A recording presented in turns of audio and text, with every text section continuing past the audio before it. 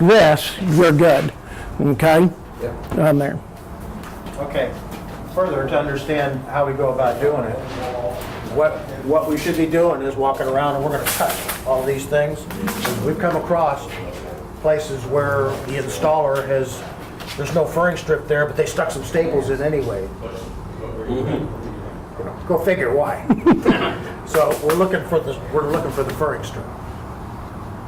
But sometimes there's no furring strip there. Well, that's true, and that's something that you need to work out with your builder about what to do about that. 'Cause Yeah. you can't finish your job that way. Yeah, superintendents, 24-inch maximum spacing. There's no way around it. I've done everything on my end to try and see if there's any kind of leeway from our perspective, and there's not. There are too many other things in the building industry that have a maximum 24-inch on center spacing as well, and that's the limit of our product, 24 inches. If you're 30 inches, your insulators cannot splice two pieces together and put a tape to cover a 30-inch joint. Okay, we will not support that.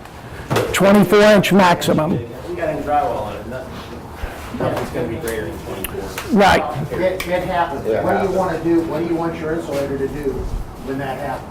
Call the super. They usually take a picture Call and the send it to us super and and we call the see framer. what happens. They'll try to get over there ASAP. Yeah. There. So we shouldn't encounter Correct. all that's happening. They usually check it at frame punch to make sure it's done correctly before they get there.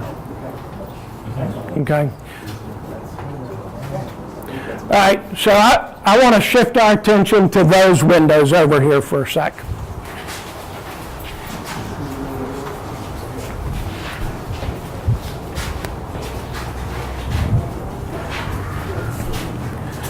All right, so what's different about the windows over here?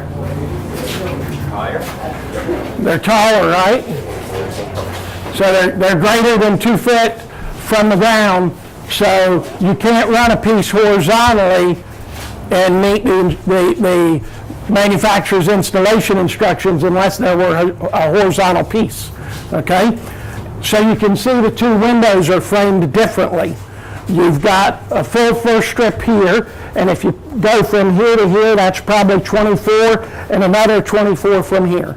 Okay, little extra bucking for trim or wherever it's run long. You see that all the time. No big deal at all, right? We all on board with how that window should be done? Above, run it horizontally from the corner out to here. Now, it's also possible that if they install a furring strip horizontally in the middle to make the 24 inch. That's right. That's also okay That's right. to do it horizontally. Exactly. It exactly is. What about that window? Based on our discussion over there, how are we going to insulate from here over to that corner? Super. That's right. That's a call to the super, okay? We need a furring strip like there, so that we can do that. So if we come from here 24 out, that just becomes, a fastening point for the outlet, and then from here to wherever, okay? So this one would need an additional piece of framing, at least one, to make this happen in here and happen correctly, okay? And above the window, no big deal. They can run it from there all the way over to here, staple it across, staple it off here, bring this piece, pick it up here and run it down. So the Okay. first window, were you okay with horizontal across the bottom? No, because the wood runs vertically. But sometimes what you will see, particularly I see it on tall windows where it's a lot more above the window, they'll run a piece horizontally. And I guess it's because they're running that top piece horizontally and they've run this horizontally, and then you could run it horizontal. Down there horizontally, you'd have too big of a gap between two pieces, correct? That's right. Yeah, because your attaching member would be from here to here, which is greater than the 24 inches. Okay, I just So- want to make sure I understood. Yep, so here you'd run it vertical there, vertical there. Okay? Yep. Questions? Do you Joe? guys have anything that have your recommendations for framing? We're actually looking at Give to them that they could give to the, putting together a furring recommendation standard where we highlight windows and doors and, recommendations like you know, and this is cost dependent, but if the bucking doesn't go all the way down, well, can you just run the first strip here? Frame it more like you would frame a frame wall, because on frame walls you go up, you have bucking all the way down the side and a piece in the middle, and you're good to go on almost every window there is. So if they translated those same techniques, you know, to the block, it would probably be very consistent. And so that's kind of the document we're looking to put together. But we're having to do a lot of research to see, you know, is there already a document like that from the Wood Framing Association or something like that? So we're looking for those other sources that we can dovetail in on. I mean, obviously on this window, by the time we're here to insulate it, and it doesn't have it, if we call a super, what's the chance that while our guys are here, that we're gonna get somebody to come put the bucks in, or are we Well, gonna I have to make think a return we trip? can come up with a general rule of thumb, like Wes is our framing contractor, does our shell work. You know, if that windowsill's 2 foot or greater, I need vertical furring strips that carry on the layout across the wall. Like over here, we could have carried that layout underneath Right. the window and we would have been okay. But so as a general rule of thumb, if this is greater than 2 foot, I need vertical furring strips carrying through. And that'll just eliminate them. Like right now, Sure I will. probably didn't have one, and that got put on there for the electrician to use, you know what I mean? That Right. There probably wasn't one there. It would have needed one anyway, so. Right. What about in the case where there's in the middle of the wall, there's a water space? Well, that's something, happens. that's something that the superintendent and the shell contractor, when they come in and they're doing their frame bump, they need to make sure that we've got our furring strips in. Now, prior to you coming in and installing the 5-foil, we're having a frame punch. They come in, because you know, a lot of times there may be material installed somewhere, and by the time all the trades are through, material gets lost, it gets pulled off, we come in and do a frame punch. But we need to be cognizant on when we do the installation, we do a frame punch, we're not only thinking about getting through the frame inspection, we need to be cognizant of thinking about what we're going to do, need to put the foil wrap in, or the foil insulation. Think of that, you know, no different if we're putting dead wood in for drywall, we need to make sure we put in materials so they can fasten the 5-foil too. What I'm seeing, what we're seeing, is quite often it's done by eye, and by eye is generally okay. But when it's that far off and you don't get, your other piece just doesn't meet, A lot of times, as a previous framer, I'd put the corner in, I'd pull my tape over, and I'd start marking 15 in the quarter and going down. I don't see that. They're using the block typically to lay out their fur. exactly. You know, it'd be beneficial, Wes, if they did start throwing the corners in and then hooking it and then laying out that way, that we've got some nice straight. And also for our customers, when they walk in, we know it's just for drywall, but when the customers see the furring strips doing this, to me, it equates to quality to them, and I don't want to get into that. But they need to start hooking it and laying it out with a tape measure.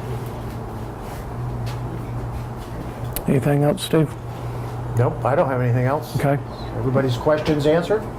While I have you here though, with the insulators and some of my superintendents, outside of the foil, I just have some questions about the bats. I just want to put a ribbon around it with Fine. the installation installers. That way we can alleviate some of our current struggles other than the foil. I think we're good with the foil. I appreciate it. I appreciate you taking the time to come in and talk to us and educate us. Anytime, yes, sir. Thank you very much. Anytime, Steve. Rick is Thank one of you. my superintendents in Bexley, and now he's having an issue with some of the bat installation.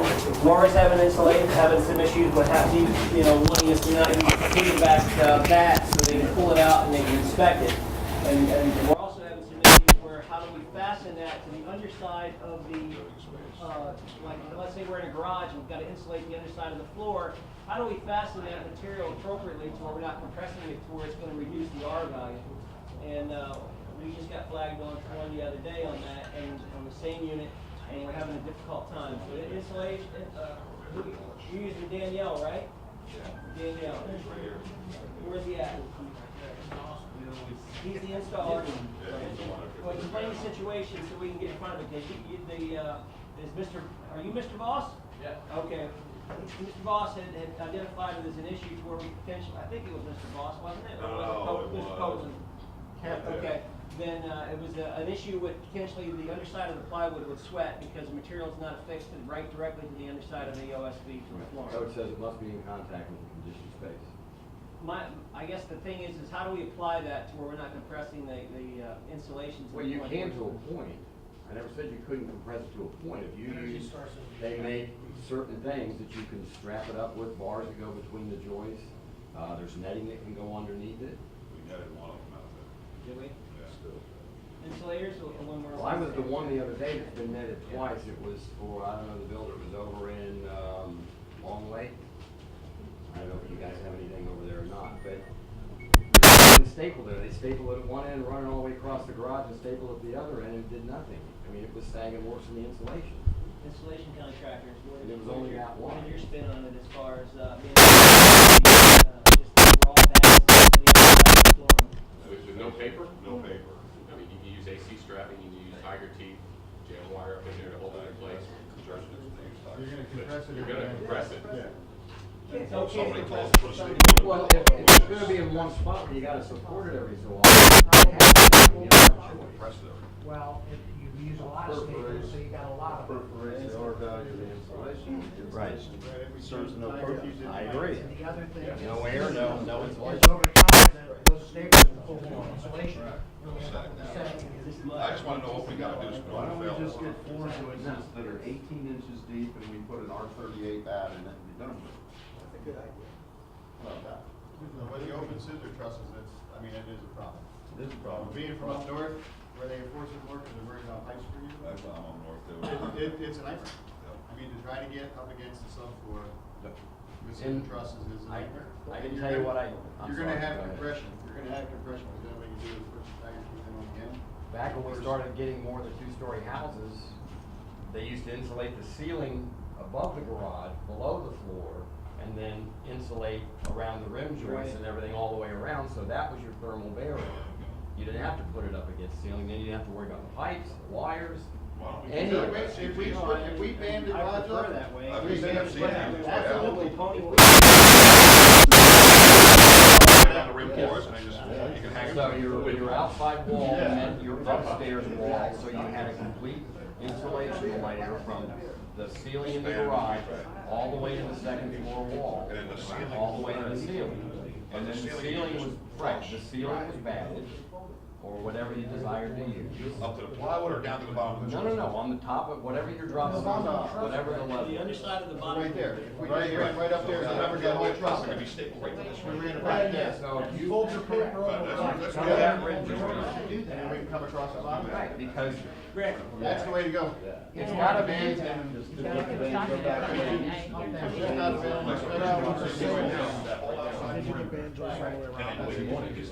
this wall is We're gonna fill in here, so. we're talking about. We're not gonna take a look at They're gonna have to take Robert. Ceiling of the garage. And run it. Block the band. Basically, do it like you're doing a straight wall. Do we have an Energy Star guy here to see what his ruling is? Energy Star wants Oh, it that's up right, they against, want it against the they want plywood. it against the That's plywood. the problem there, but.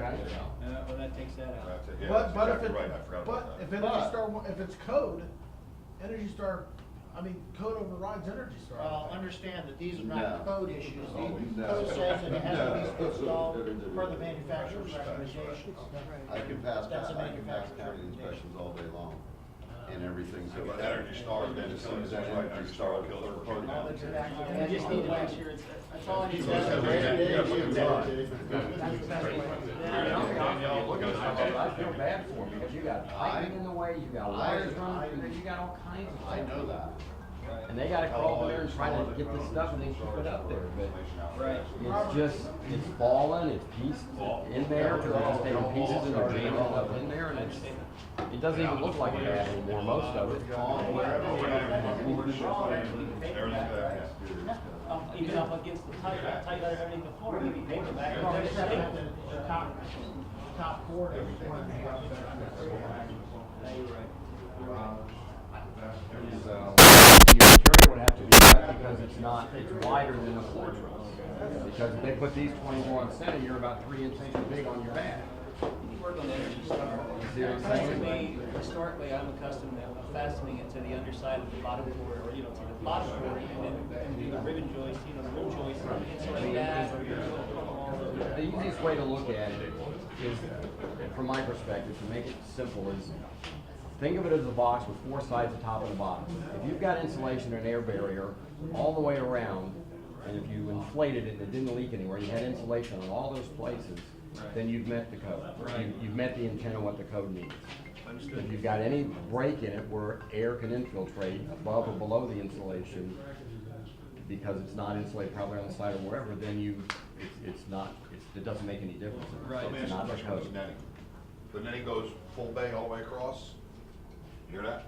So there's no strips down the middle or anything, you gotta go all the way from truss to truss, all the way across the bay. So it's almost like you're installing paper back with the net on that. I think we talked to Eric. I'm gonna get with Energy I Star. think and I'm if you gonna put sit that down there, with them, that would be because when fine. it comes to the county, they're like, well, either one, but I'm, application-wise, I think it's a better application if we affix it to the bottom cords and have that cavity. It's the way we, I just wanna know until we figure it out, at least there's already stuff like that coming up. We need to strap it up. You can use AC strap, whatever it takes. 25 is the AC strap. But I mean, that's a lot better application. We're gonna just put like strips. All right, so just put But not strips. so that it doesn't sag. Just I put them every, 24 inch wide the whole bay. just enough so it doesn't sag. Like every 4 foot or something. Yeah, if you go across the joist and staple it to every joist, that's gonna support it. What I had the other day was netting this wide that went across everything, and it wasn't stapled except at both ends. It did nothing. It was, Right, so if he goes this way with them, say he does like 6 inch pieces every like 4 feet or so, that should hold everything up nice, right? Is that acceptable? Piece that went from this to this. To that, right? Yeah. Okay. You hear that? You can go from this truss to this truss, and every 4 feet with like, 6 inch pieces for the netting, and that's just saving until we figure out. Just look at the 4 feet, how much it sags. Here's a look if it starts to sag in 4 feet. There you go. You know what, just do it every 2 feet, so we don't have any problems with that, actually, you gotta get things like red tags and shit. Right, just so one there, one there, one there, yeah, that's fine. Until we figure out what we're gonna do, we change it to the base back. Right, yeah, this way it's less extra. Superintendent, what other type of issues do we want to get? Because these gentlemen, I know they've got to slow us up. What did you do right there? That's what he was trying In this application? That's going to be bad. This would have to be bad because you can't get in it to blow.